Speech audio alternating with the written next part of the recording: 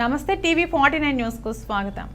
Doctor BR Ambedkar Konaseema జిల్లా ఆలమూరు మండలం పినపళ్ళ గ్రామంలో రాష్ట్ర టీడీపీ ఉపాధ్యక్షులు కొత్తపేట నియోజకవర్గ in charge Bandaru Satyanandarao, Amalapuram parliament in charge Ganti Harish Madhur ఆధ్వర్యంలో కప్పల సునీల్, వక్కపట్ల లక్ష్మణరావు, వక్కపట్ల రాంబాబు, కొత్తూరి సాయిగార్ల ప్రోద్బలంతో దళిత సామాజిక వర్గానికి చెందిన మహిళలు తెలుగుదేశం పార్టీలో చేరారు.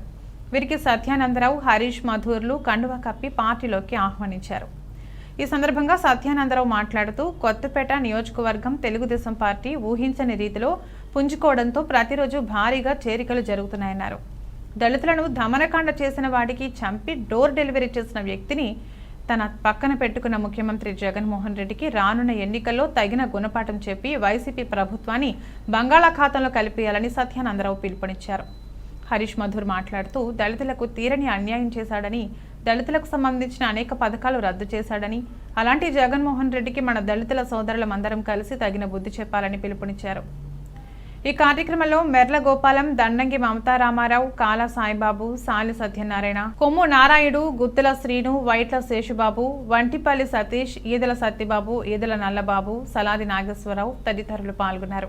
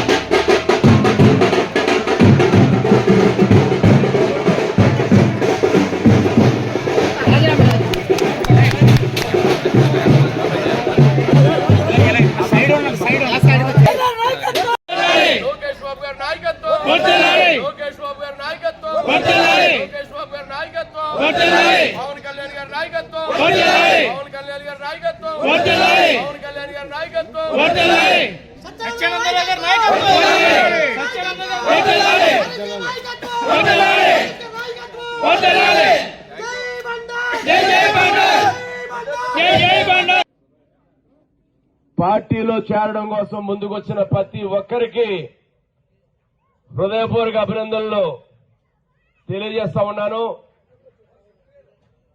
వారందరినీ కూడా నేను మాట్లాడిన తర్వాత పార్టీలోకి ఆహ్వానించడం జరుగుతుంది. మరి మీ అందరికీ తెలుసు జగన్మోహన్ రెడ్డి గారి ప్రభుత్వం ఏ విధంగా అధికారంలోకి వచ్చింది అనేది. ఆనాడు నా ఎస్సీలు, నా సోదరులు, నా దళిత సోదరులని చెప్పిన జగన్మోహన్ రెడ్డి అధికారులు రావడానికి ఆయన దళితుల ఓట్లతోటి గద్దెనెక్కడం జరిగింది. భారీ మెజార్టీలతో 151 సీట్లు సాధించుకున్నాడు అంటే దళిత వర్గాలందరూ కూడా జగన్మోహన్ రెడ్డి మావాడు అని నమ్మారు. ఒక్క ఛాన్సే అంటున్నాడు కదా, ఒక అవకాశం ఇద్దామని ఆయనకి అవకాశం ఇవ్వడం జరిగింది. ఆ ఒక్క అవకాశం ఈ విధంగా ఉంటుందని, ఇంత దారుణంగా ఉంటుందని, ఇన్ని ఇబ్బందుల పాలు చేస్తుందని, ఒక వ్యక్తి వల్ల రాష్ట్రం ఇంత సర్వనాశనం అయిపోతుందని ఆనాడు ఎవరూ ఊహించలేదు. ఈనాడు 4.5 ఏళ్ల 5 ఏళ్ల దగ్గరకు వస్తా ఉన్నాం. ఈనాడు చూస్తే అంతా శూన్యం. దళిత వర్గాలకి స్వాతంత్రం వచ్చిన తర్వాత ఏ ప్రభుత్వం, ఏ నాయకుడు చేయనటువంటి అన్యాయం జగన్మోహన్ రెడ్డి చేశాడు అని ఘంటాపదంగా చెప్పొచ్చు. ఎస్సీ ఎస్టీ సబ్ ప్లాన్ నిధులు అటకెక్కించాడు. ఎస్సీ వర్గాలకి రాజ్యాంగం ప్రకారం డాక్టర్ బాబాసాహెబ్ అంబేద్కర్ కల్పించిన హక్కుని కాలరాచాడు.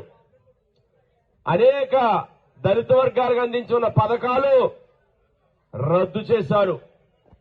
విదేశీ విద్య, అంబేద్కర్ గారి పేరున విదేశీ విద్య ఉంటే అది జగనన్న విదేశీ విద్యగా మార్చుకున్నాడు. పోలే మార్చుకున్నాడు. పోనీ ఎస్సీ వర్గాల గారికి ఏమైనా విదేశీ విద్య అందించాడు అంటే ఎంత మాత్రం కూడా విదేశీ విద్య అందని పరిస్థితి. ఈ విధంగా చూసుకుంటే అన్ని రకాల ఎస్సీ వర్గాల వరకు అందిన అన్ని పథకాలు, ఒక రుణాలు, ఒక ఎస్సీ కార్పొరేషన్, ఏ విధంగానూ కూడా ఇల్లు కట్టుకోవడానికి ఇళ్ల ద్వారా అందించే సహాయం అన్ని రకాల కూడా ఎస్సీ వర్గాల నోట్లో మట్టి కొట్టడం జరిగింది. అది కాదా ఇంకా దాడులు, అఘాయిత్యాలు ఎస్సీ వర్గాల మీద పెచ్చు పెరిగిపోయాయి. ఒక డాక్టర్ సుధాకర్ గారు మాస్క్ ఇవ్వలేదని ఆయన పొట్టను పెట్టుకున్నారు. మన జిల్లాలోనే డ్రైవర్ సుబ్రహ్మణ్య అతను ఒక ఎమ్మెల్సీ అనంతబాబు దారుణంగా హత్య చేసి కారులోనే డిక్కీలో వేసుకుని ఇంటికి తీసుకెళ్లి డోర్ డెలివరీ ఇచ్చాడు అంటే పరిస్థితి ఏ విధంగా ఉందో ఆలోచించుకోవాలి. పైగా ఆ వ్యక్తిని జగన్మోహన్ రెడ్డి సంకన పెట్టుకుని ఊరేగుతా ఉన్నాడు. దగ్గరలోనే ఉంది. విజ్ఞులైన చైతన్యవంతులైన ప్రజలందరూ మన ఓటు హక్కును వినియోగించి, ఎందుకంటే రేపు వచ్చిన తర్వాత దోచుకున్న డబ్బును పంచిపెడతారు. ఇసుక, మట్టి, గంజాయి, భూ కబ్జాలు అన్ని విధాలా కూడా ప్రకృతి వనరులన్నీ దోచుకున్నారు. 100 కోట్ల రూపాయలు కొట్టేశారు. జగన్మోహన్ రెడ్డి రాష్ట్రాన్ని లూటీ చేసి తాడేపల్లి ప్యాలెస్ కి పట్టుకెళ్తే ఇక్కడ మన నియోజకవర్గంలో జగ్గిరెడ్డి గారి ప్రకృతి వనరులన్నీ దోచుకుని గోపాలపురం బంగ్లాకి పట్టుకెళ్తున్నారు. రేపు ఎన్నికల్లో ఆ డబ్బు సంచులు పట్టుకొచ్చి ఓటికి 2000, 3000 పంపిణీ చేస్తాం, మళ్ళా మేమే అధికారంలోకి వస్తామని కలలు కంటా ఉన్నారు. ప్రజలకు నేను విజ్ఞప్తి చేస్తా ఉన్నా, ఓటికి 2000 ఇచ్చినా 3000 ఇచ్చినా తీసుకోండి. వాళ్ళ అబ్బ సొత్తు కాదు, దోచుకున్న డబ్బు.